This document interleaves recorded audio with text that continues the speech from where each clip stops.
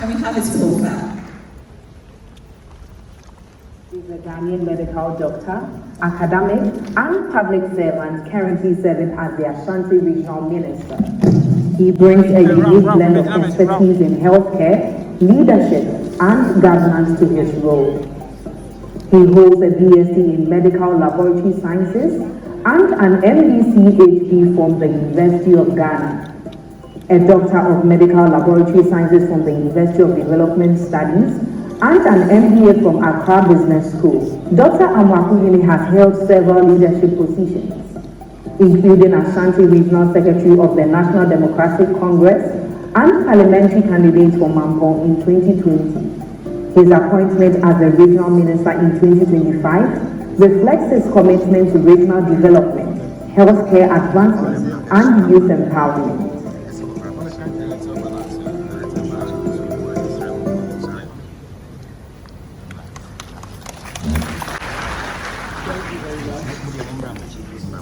Thank you very much, Nana Chairman, the flag bearer of the New Patriotic Party, Honorable Kennedy Idapon, former leaders for the media.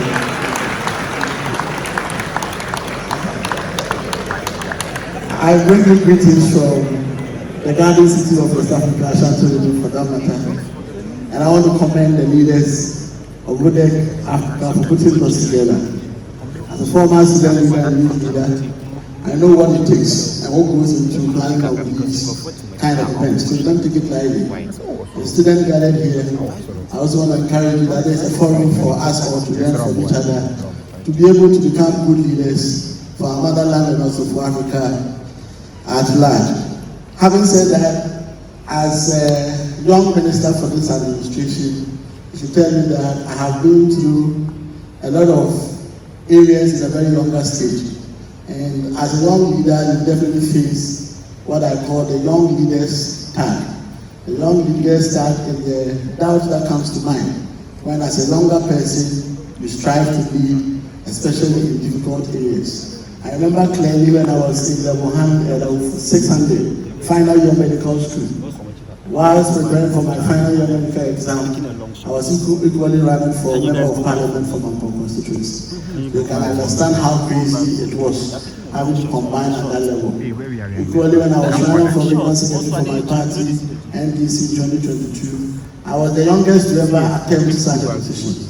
So you could equally understand the doubts that will come at the minds of a lot. After 2024 election, little did I know that every single step you take as a young leader, you may not know who would be watching. And clearly, His Excellency the President John Dramani Mahama was watching, for which reason I've had the opportunity to serve as Regional Minister and the youngest, for that matter, in this administration. I want to say this to encourage you, that if I've been able to navigate all these complexities, then you can, and you won't be able to even do beyond what I've been able to do and I've been able to achieve even at this age. The short topic I was given was youth empowerment through political journey in Ghana. So when it comes to political journey in Ghana, no one would feed you with spoon and cup unless you paired yourself and distinguish yourself as a youth leader. And clearly, you would have to take advantage of the opportunities within the leadership setup of the country to be able to build yourself to that level where great leaders would notice you and be able to project you to that pedestal. Youth empowerment is young people having the power and the tool to shape their own future. So having the tool, having the power to be able to shape your own future.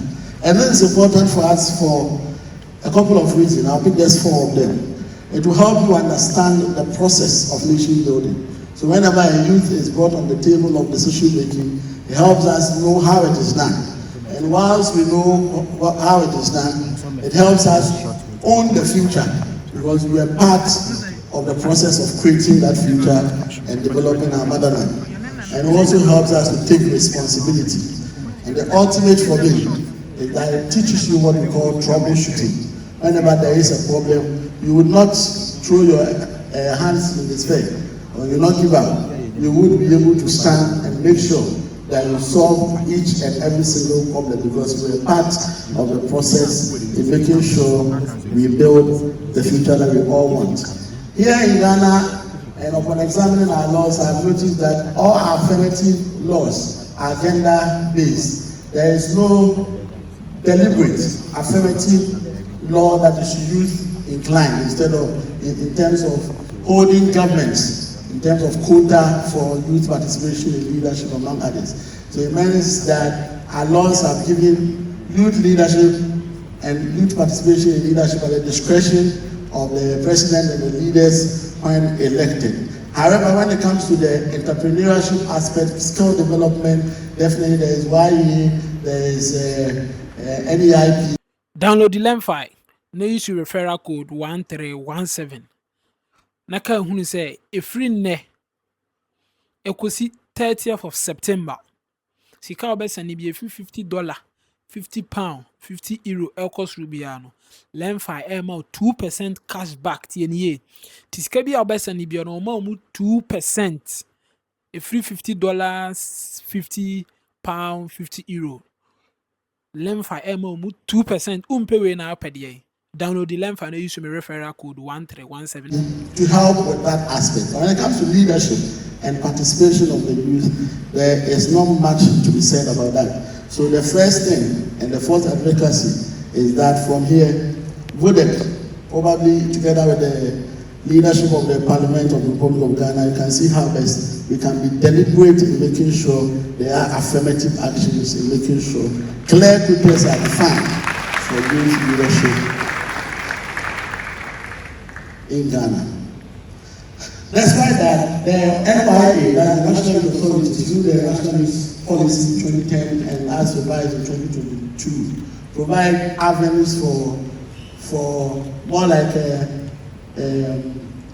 mentorship platform at the basic level for youth parliament, youth brigades, among others, to be able to mimic what is done at the leadership level.